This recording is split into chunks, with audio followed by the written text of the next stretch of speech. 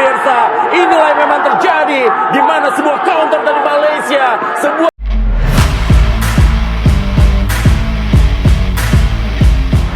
strategi Malaysia sengaja main jelek lawan Guam demi jagal timnas Indonesia U17. Timnas Malaysia U17 berhasil jadi tim terbaik dalam grup B kualifikasi Piala Asia U17 2023 usai mengalahkan timnas Indonesia U17 dengan skor telak 5-1.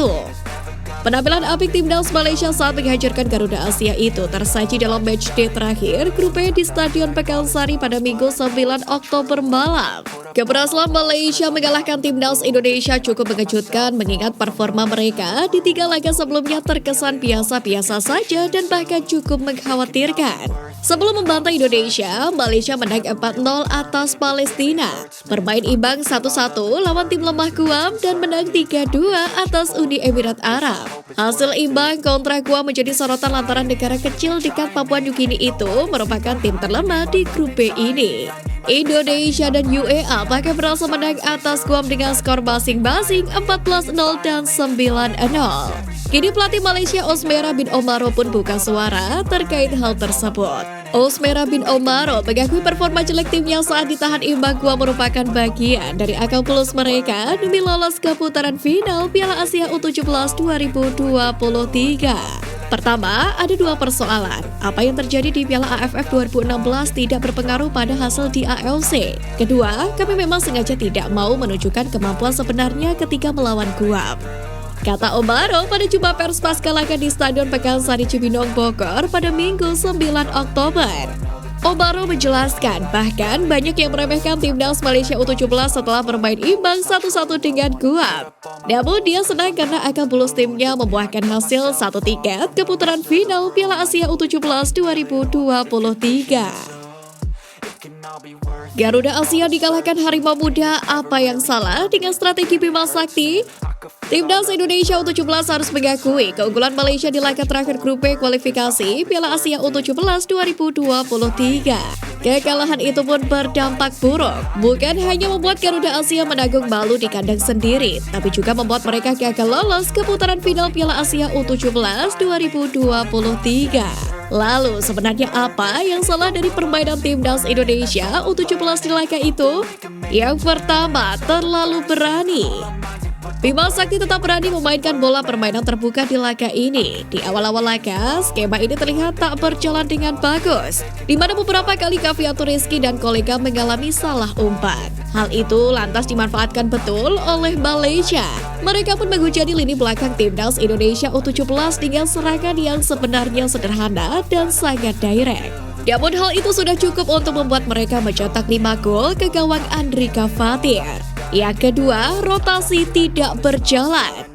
Bima Sakti memutuskan duet Femas Crespo dan Sultan Zaki di posisi bek tengah buntut absennya sang kapten Iqbal Kwijangge. Keputusan memasang Crespo ini pun patut dipertanyakan. Crespo adalah seorang gelandang bertahan. Ia kemudian melakukan kesalahan dan membuat Malaysia mudah mencetak gol. Sebelum babak pertama usai, Crespo sudah harus ditarik keluar. Ia digantikan bek tengah yang asli yakni Andre. Rupanya hal itu sudah dipelajari betul oleh Malaysia. Mereka benar-benar bisa meredam pergerakan Nabil dan Kakak nyaris di sepanjang laga. Yang ketiga, mental pemain down. Timnas Indonesia datang ke kualifikasi Piala Asia U17 2023 dengan beban yang cukup berat. Status juara Piala AFF U16 2022 membuat ekspektasi kepada mereka cukup tinggi. Apalagi di 3 laga awal, Garuda Asia selalu menang. Pelatih Timnas Indonesia U17 Bima Sakti pun mengakui faktor mental menjadi salah satu penyebab hilangnya konsentrasi anak asuhnya. Menurut Bima Sakti, mental para pemain hancur sejak Malaysia mencetak gol ketiga yang dicetak lewat sepakan Muhammad Anjas Mirza pada menit ke-23. Menurut pelatih berusia 46 tahun itu, situasi psikologis yang terganggu membuat Arkan Kakak dan kawan-kawan sulit untuk fokus kembali. Thailand was-was minta AFF berlaga tanpa supporter saat lawan timnas Indonesia. Sekretaris Jenderal Asosiasi Sepak Bola Thailand atau FAT, Patit Supapong memperhatikan dengan seksama kondisi sepak bola di Indonesia jelang lawatan timnas Thailand pada Piala AFF 2022 mendatang. Tragedi Kanjuruhan memang mendapatkan porsi perhatian lebih dari Supapong yang masih menunggu keputusan Federasi Sepak Bola ASEAN atau AFF, yakni mengenai laga Indonesia versus Thailand yang akan menjadi bagian fase grup di Piala AFF yang akan berlangsung pada akhir tahun ini. Tragedi tersebut pun cukup membuat Sekretaris Jenderal Asosiasi Sepak Bola, Patit Supapong was-was. Pasalnya Thailand bakal satu grup dengan timnas Indonesia pada Piala AFF 2022 dan bakal bertandang ke Indonesia, yakni pada laga ketiga grup A Piala AFF 2022. Berdasarkan jadwal, timnas Indonesia bakal menantang Thailand pada 29 Desember 2022. Karena itulah Sekjen FAT Patit Supapong khawatir dengan hal tersebut. Menurutnya, FAT bakal melakukan dua hal usai terjadinya tragedi Kanjuruhan yang menewaskan 131 fans tersebut. Pertama, FAT bakal menunggu arahan dari AFF selaku pelaksana dari turnamen Piala AFF tahun ini. Lalu yang kedua, FAT masih tetap menunggu Indonesia untuk menyelesaikan masalah internal atas tragedi Kanjuruhan. FAT pun berharap agar AFF bisa meminta Indonesia untuk melakukan pembenahan rencana keamanan. Indonesia pun diminta melakukan kontrol ketat terhadap keamanan di setiap tingkatan yang diinginkan oleh FAT.